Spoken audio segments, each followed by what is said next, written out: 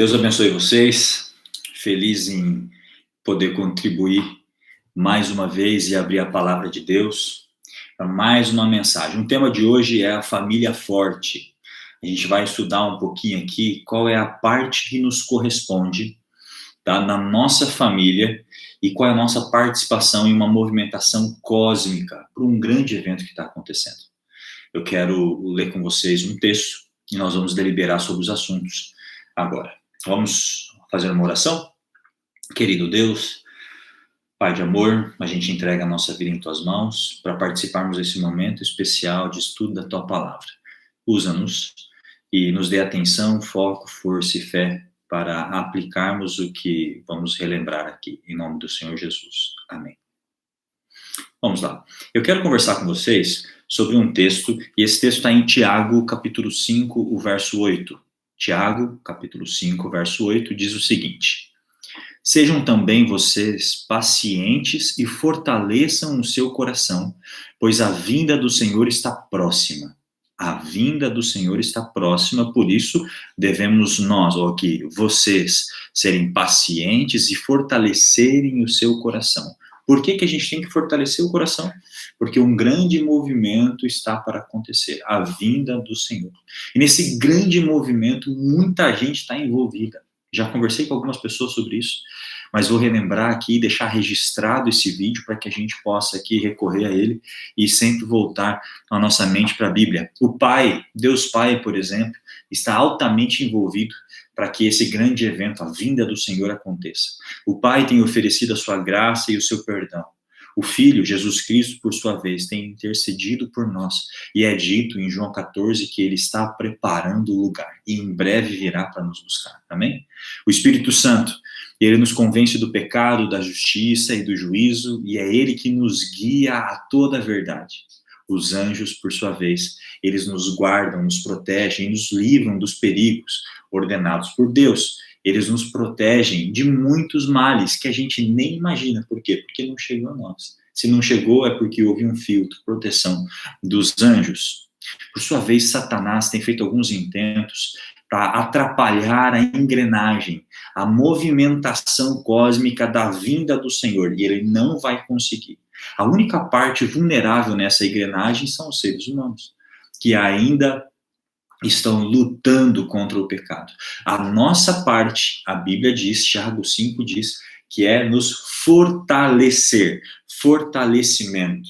A palavra força, eu me lembro, né, da segunda lei de Newton, e essa lei, ela tem uma formulazinha, que é a fórmula da força, que é F igual a M vezes A. Força é igual massa vezes aceleração. Então, para você ter força, você precisa ter um objeto, uma massa, um peso desse objeto, e esse objeto ser movido para algum lugar, tá? Ser acelerado em direção a algum lugar. Essa junção desses dois elementos, a multiplicação desses dois elementos geraria força. Para você entender melhor, para alguém ser forte fisicamente, é a mesma coisa. A pessoa precisa comer direito, se alimentar bem, trazer algo importante e com saúde para dentro do seu corpo. Ter massa, vou colocar assim, usar aí a licença poética para forçar talvez um pouquinho o exemplo, mas para que a gente possa entender. Mas não somente comer bem, e sim se exercitar bem, porque assim fazendo, com uma boa alimentação e um bom exercício, a gente gera músculo, a gente gera força. Assim é exatamente na vida espiritual. Nós precisamos nos alimentar bem, comer bem espiritualmente, não só papinha, e nos movimentarmos, praticarmos a palavra, e assim seremos fortes. Satanás tem tentado estragar a engrenagem, e a gente sabe que ele não vai conseguir atingir Deus Pai. Ele não consegue também atingir Deus Filho, nem Deus Espírito Santo, muito menos os anjos. A única parte vulnerável que talvez possa ser atingida e atrapalhar esse grande plano de Deus, a missão de Deus de salvar a humanidade, são os próprios seres humanos. Por isso, é importante que a gente entregue o nosso caminho ao Senhor, confie nele e o mais ele fará. Há um livro que eu gosto muito, li esse livro pouco antes de casar e tenho relido algumas porções interessantes dele. O livro chama Lar Adventista, eu sou pastor adventista, e foi escrito pela escritora Ellen White. E tem um texto na página 452 que eu acho muito curioso, muito interessante. Já conhecia antes e me deparei com esse texto novamente há uns 10 dias atrás. O texto diz assim: a família cristã deve ser uma escola de preparo em que seus filhos se graduarão para entrar na escola superior das mansões de Deus. Ah, que interessante. Escola de preparo. Eu me lembro da minha época de escola, eu, na verdade, estudo até hoje, não na escola, mas continuo fazendo curso, continuo nas minhas pós-graduações, então, tive a oportunidade de estudar, fazer a carreira básica, fundamental, médica, né, completa, fiz 2 cursos superiores, hoje faço pós-graduações e eu acredito muito na educação contínua. Mas eu me lembro quando criança, a estrutura da escola era muito curiosa, a gente sabia o que ia acontecer. O professor, ele ia, no começo do semestre, ou do bimestre, no caso, ele dava as orientações e passava o script do que ia acontecer. Nós teremos aulas, vamos entregar conteúdos, vamos ter essas aulas que são aulas expositivas, teremos esses exercícios e anotem na sua agenda, porque tal data teremos a avaliação. Note esses 3 elementos. Primeiro elemento, matéria, aula, conteúdo, exposição do conteúdo. E isso o professor dava. Só que esse não era um elemento importante, fundamental, mas não suficiente. Ele nos dava exercícios para realizarmos, lista de exercícios, ou as temíveis tarefas de casa. Lembra dessa ou não?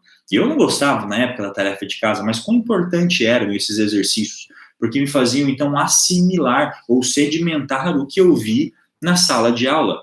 E depois de aulas e depois de exercícios, havia uma avaliação, uma prova, um teste para saber se eu, então, tinha aprendido, assimilado e praticado o conteúdo aprendido. Só então desses 3 elementos, aula, exercício e avaliação, eu era considerado apto ou preparado para avançar, para graduar no processo de educação.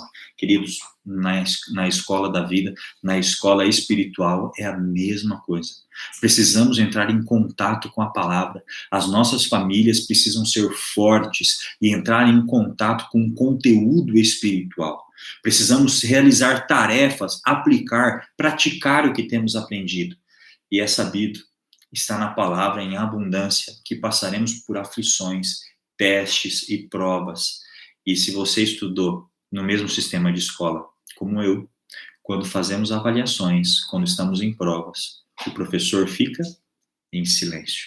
Não faz sentido, ao passarmos por aflições, depois de ter tido aula, depois de termos tido exercícios, estarmos na avaliação, no meio do teste, no meio da prova, falar: professor, vem aqui me ajudar. Professor, por que o senhor não me ouve? Ó Deus, por que o senhor não me ajuda? Ele provavelmente em silêncio está, para que você seja provado pelo fogo das aflições, tá? Do sofrimento, para que você gradue na educação.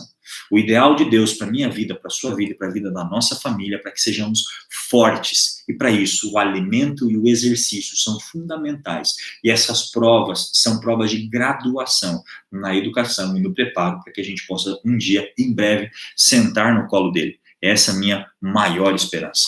Há um outro texto, e é um texto que me chama a atenção, um outro material chamado E Recebereis Poder, página 141. Olha que curioso. Apelo aos pais para que preparem a si mesmo e a seus filhos. Grave, 2, a si mesmo e a seus filhos, para se unirem com a família celestial. Preparem-se, por amor a Cristo, preparem-se, novamente é dito, para encontrarem-se com o Senhor em paz. Comecem a trabalhar na família de vocês de maneira correta. Preste atenção agora, olha o que é dito. Cheguem a fundo na questão. Nesse texto, eu chamo a atenção para 2 coisas. A primeira é: pais, preparem a seus filhos, mas não se esqueçam de prepararem-se a si mesmo. Professor também é aprendiz.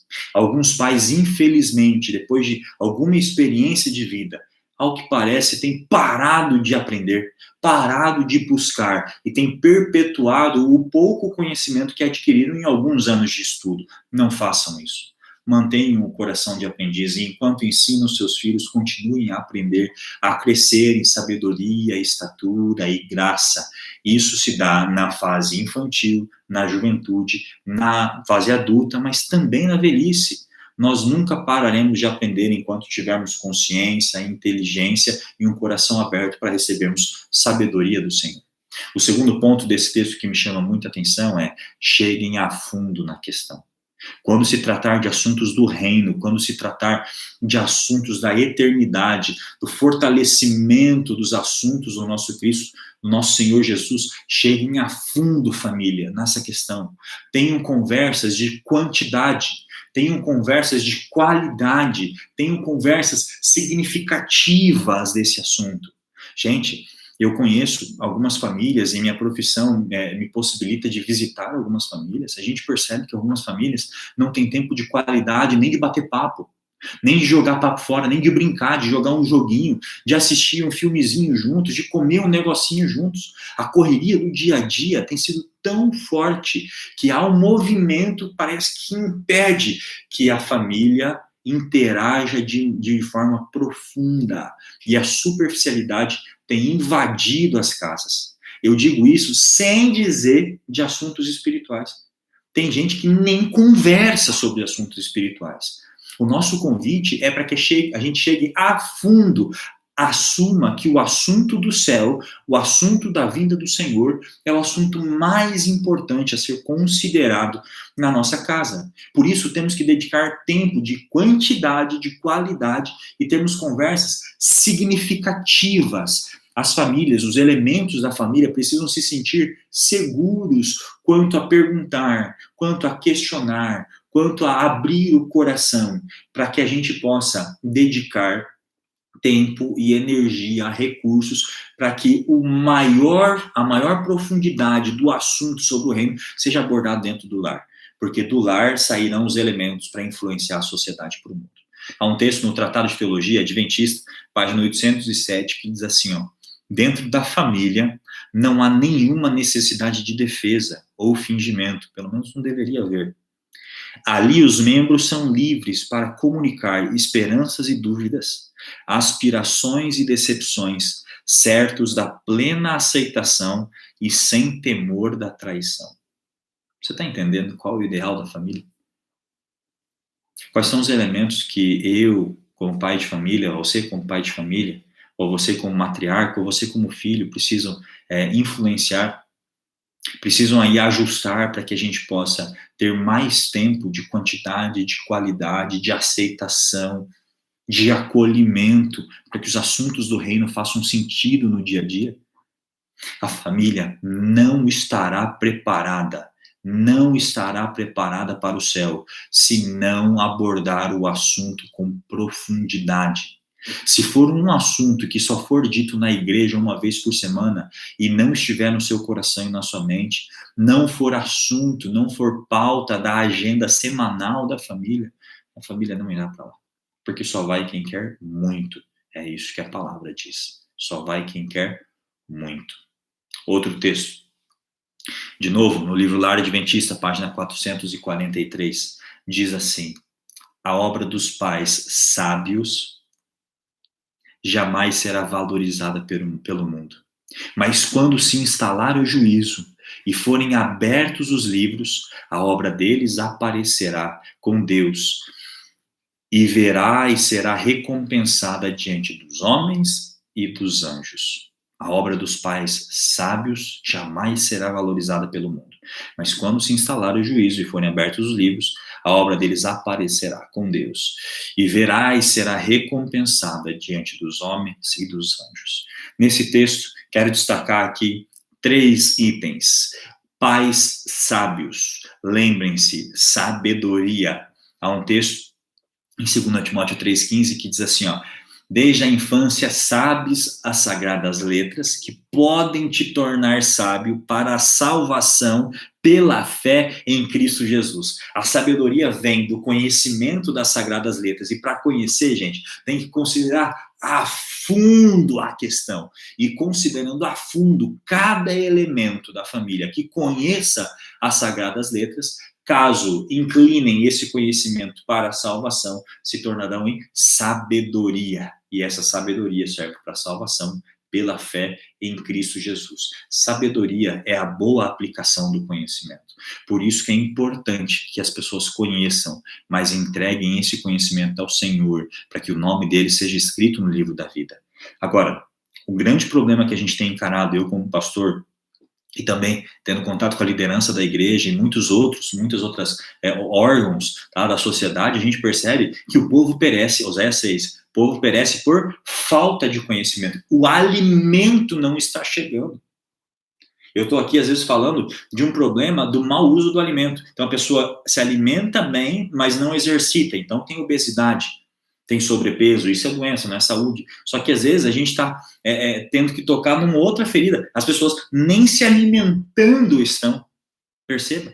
É por isso que é importante conhecer as Sagradas Letras, mas entregar esse conhecimento para a sabedoria, que tem a ver com salvação pela fé em Cristo Jesus. Cristo Jesus, segundo Timóteo, vai dizer que é a nossa esperança.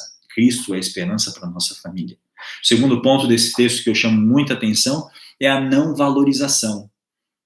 Os pais sábios, ou seja, os pais que investirem muito tempo na salvação de seus filhos, falando sobre o céu, nem sempre serão valorizados aqui no mundo. E está tudo certo, porque nós aguardamos a valorização do Senhor. 1 Coríntios 4 é dito o seguinte, verso 4, 1 Coríntios 4, verso 4, Paulo vai dizer assim, vou parafrasear o que ele diz assim, eu não me importo tanto com o que você pensa de mim, mas eu não me importo tanto com o que eu penso de mim, eu vou me importar com o que você pensa de mim. Eu me importo com o que Deus pensa de mim. Porque meu pacto, a minha aliança, é com Ele. Ele vai dizer assim, muito pouco me dá por ser julgado pelos outros. Eu a mim mesmo não me julgo, porque quem me julga é o Senhor. A gente precisa equalizar de quem que a gente vai receber palmas, de quem que a gente vai receber recompensa, a quem a gente procura agradar. E óbvio que a gente tenta agradar as pessoas e sermos acolhidos e termos um senso de pertencimento. Mas muitas famílias e muitos pais têm se equivocado grandemente porque têm buscado recompensa e palmas do mundo, e é dele que vai receber. Agora, se a gente buscar palmas do Senhor, é dele que a gente vai receber. E é importante entendermos que se a família é do Senhor, ou se somos do Senhor, é importante que sejamos regidos pelo Senhor, obedecemos ao Senhor, usemos as ferramentas e as armas que o Senhor, nosso grande general, nos dá. E essas armas vão nos levar a guerrear, mas num padrão de pensamento para a eternidade.